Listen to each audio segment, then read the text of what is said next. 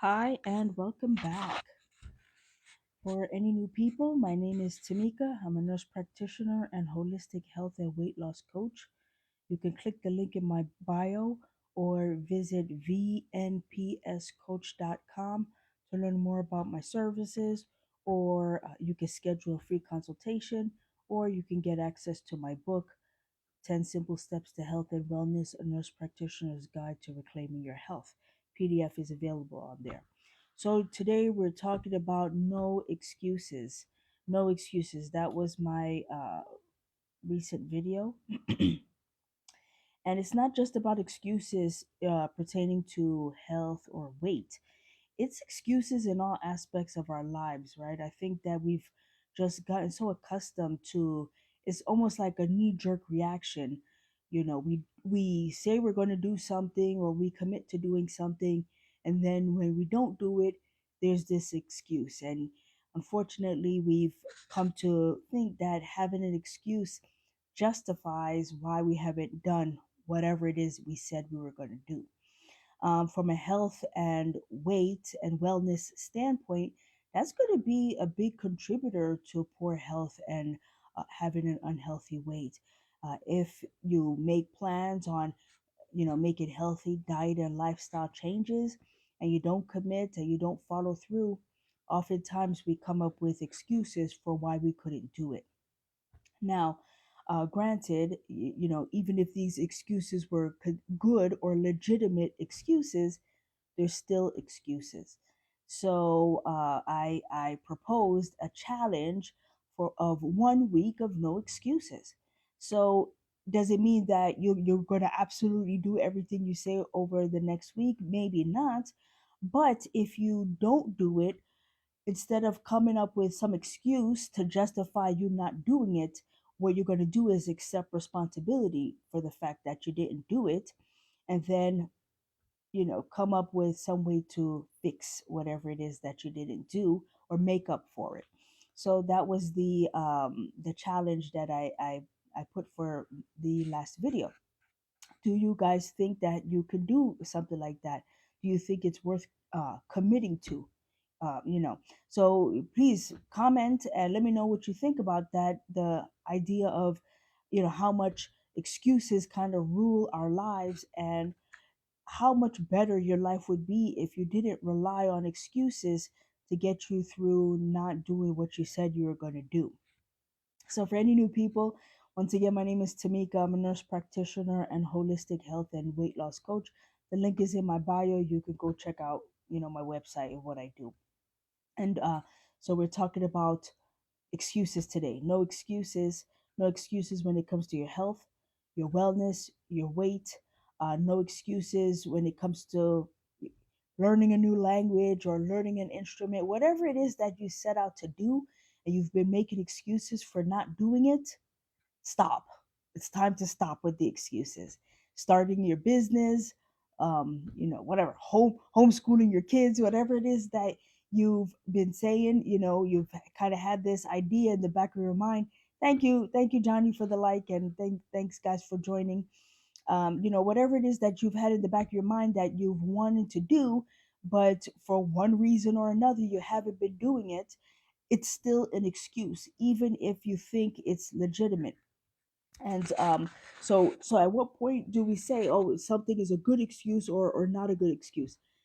Maybe we stop labeling things as being good or bad excuses. The point is that it's an excuse, and that's what we want to try to steer away from.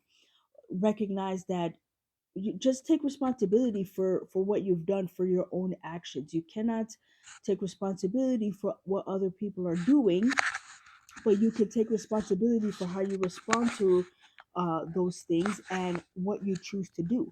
So, you don't make excuses for your own personal responsibility and what you choose to do or not do. That's what I'm advocating for here. And once again, I'm not talking about something being a good excuse or being a bad excuse. The point is that it's an excuse. And rather than immediately, some people have, like I said in the video, this like a rapid fire response when they don't do something. They immediately have this excuse as an explanation for why they didn't do this thing, either so they won't feel bad or so they don't look bad to other people. This whatever derailed me, and I got caught in traffic, and or whatever, my alarm didn't wake me up in time. So you might think that these excuses justify what happened with you, but maybe they don't. If you look at it from another standpoint, it's like, okay, well, how did you double check your alarm, or do you need to have a backup alarm? How many times has this happened to you in the past, that you should know better, that you have a backup alarm if you know that you can't rely on that alarm?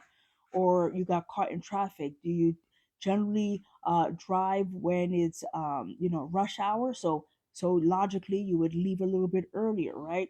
So there's things you could do to fix the situation so that you don't have to make excuses, so that you don't have to go back on whatever you said you were going to do.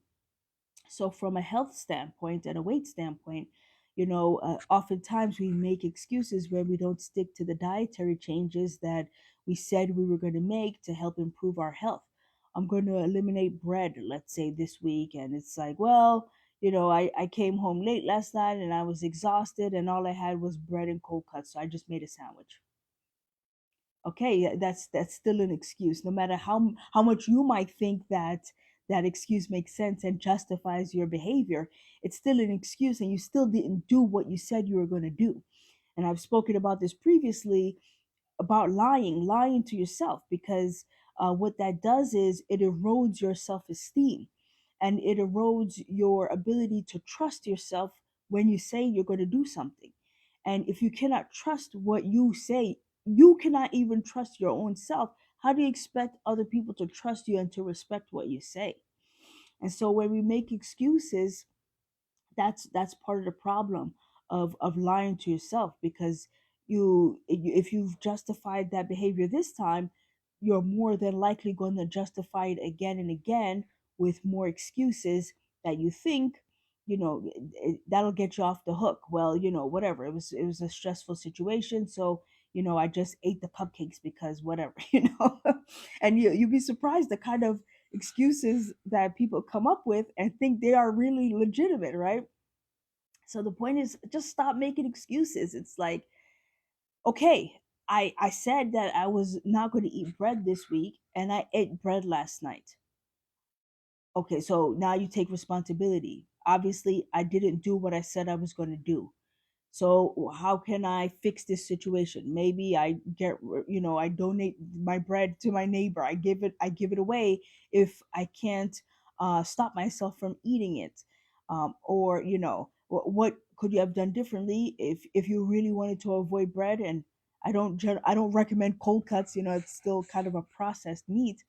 I do recommend meat. Don't get me wrong. Meat, eggs, fruits, and vegetables. That is the foundation of a healthy diet, but cold cuts are processed meat. But let's say you're avoiding bread. You didn't say you were avoiding cold cuts, so just eat the cold cuts. Roll the cold cuts up. I don't know if it's whatever, you have some turkey and cheese or something. You roll it up and you just eat the cold cuts. So as you can see, that was still fast and a convenient meal after a long day, and you came home late. You didn't have to have the bread. So the point is that that's just not you're using excuses in places where you just you didn't follow through with what you said you were going to do, and you don't want to feel guilty about that.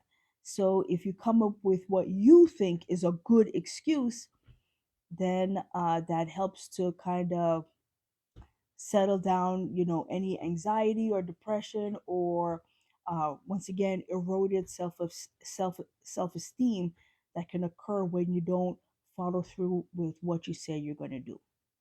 So I don't know. I tried to create a little poll. I don't know if a poll is visible to you guys. If any of you are still listening, can you let me know if you see a poll anywhere? The poll was, are you going to commit to no excuses for a week? And it was just a yes or no. But I don't know where it is. I try to put it there so you guys can have some interaction. But yeah, I'm not too sure where it is. But yeah, so That's what my most recent video was about. Is no excuses. And if you think about things like physical activity, right? You said that a certain amount of days per week you were going to commit to doing some sort of physical activity.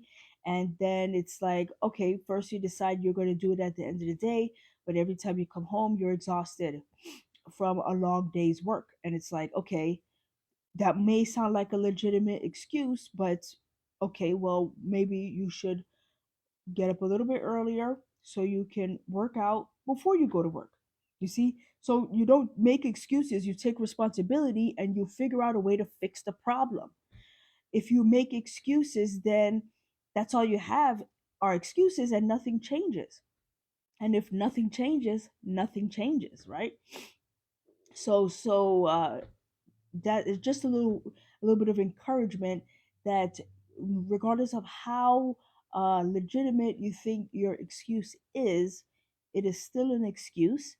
And it should be a red flag if every time you say you're going to do something, whether you're saying it to yourself or you're saying it to other people, you're giving excuses for why you have not done that thing.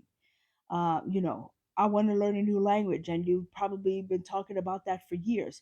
Well, what are you doing to learn that new language? Have you enrolled in a language program, or are you practicing on an app, or watching shows in a different language? What are you doing?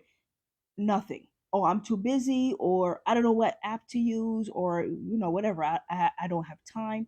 You see, you could come up with all sorts of excuses, but guess what? Nothing changes. You're no closer to your goal than when you first decided that you wanted to do it.